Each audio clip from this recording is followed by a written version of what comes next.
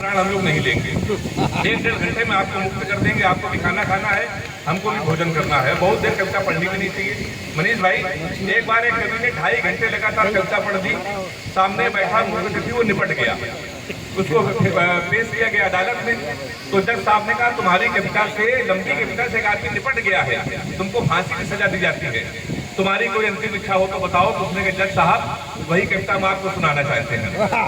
ये बिल्कुल भी ऐसा नहीं होगा। आपका 1 घंटे के बाद हम लोग प्राण छोड़ देंगे, हम लोग आपको मुक्त कर देंगे। लेकिन 1 घंटे तक आपको ये एहसास कराना पड़ेगा कि ये कवि सम्मेलन हमारे घर का है।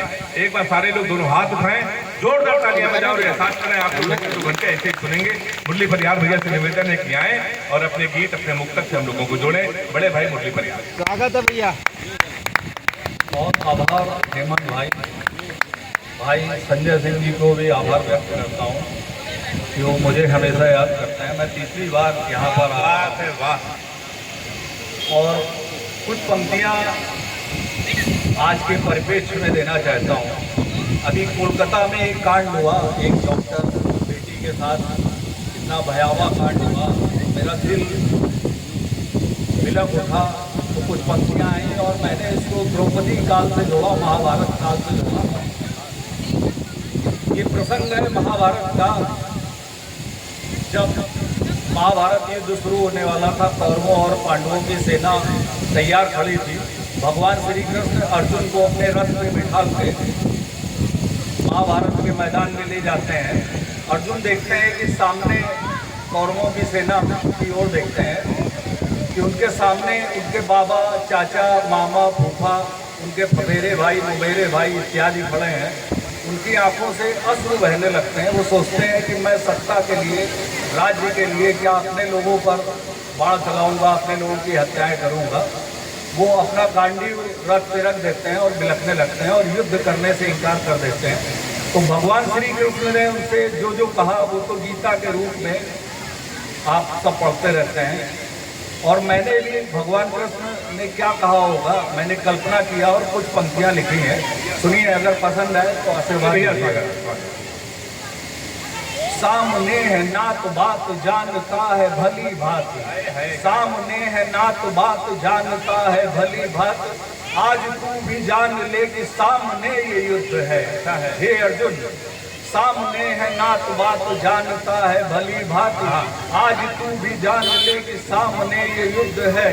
और प्यार व्यवहार की जो भाषा भी न जानते हो, वाह, प्यार व्यवहार की भी भाषा जो न जानते हो, जान लो विवेक से विकल्प सिर्फ युद्ध है। वाह। और भाई उसे मानते हैं भाई उसे मानते हैं मानता जो भाई तुम्हें, भाई उसे मानते हैं मानता जो भाई तुम्हें, भाई कहने से भाई होता नहीं जान लो।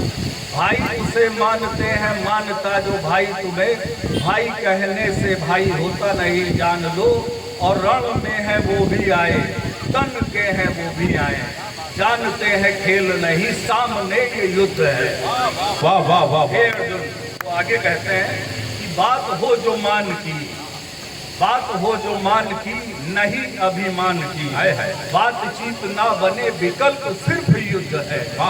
बात हो जो मान की, नहीं अभिमान की, बातचीत ना बने विकल्प सिर्फ युद्ध है। और पांडवों को 5 गांव तक तो दिया नहीं है, पांडवों को 5 गांव तक तो दिया नहीं है, उनका एकमात्र ध्येय करना तुमसे युद्ध है। बहुत अच्छे, वाह वाह वाह। सामने भले हो झुंड झुके नहीं वीर मुंड, वाह, सामने भले हो झुंड झुके नहीं वीर मुंड, काट दे या कट जाए वीर की निशानी है। बहुत अच्छे। और छल से है जीता तुम्हें, बल से हराओ तुम्हें, छल से है जीता तुम्हें, बल से हराओ तुम्हें, न्याय यदि चाहते चुनाव सिर्फ युद्ध। क्या बात है, तालियां हो जाए। वाह मुरली भाई, जिंदाबाद है। क्या बात, बहुत आभार।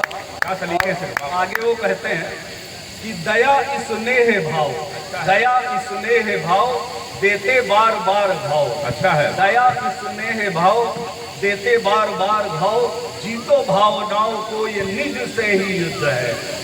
दया स्नेह भाव देते बार बार घाव, जीतो भावनाओं को ये निज से ही युद्ध है। और आसुरी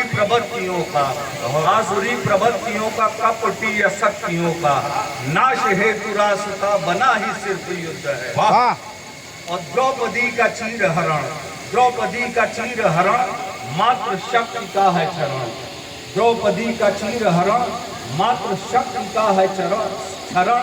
ऐसे दुष्कर्मियों को करना खंड खंड है। भैया और कपटी कुचाली दम्भ से भरे हुए बवाली, कपटी कुचाली दम्भ से भरे हुए बवाली, ऐसे निशाचरों का दंड सिर्फ युद्ध है। बहुत आभार।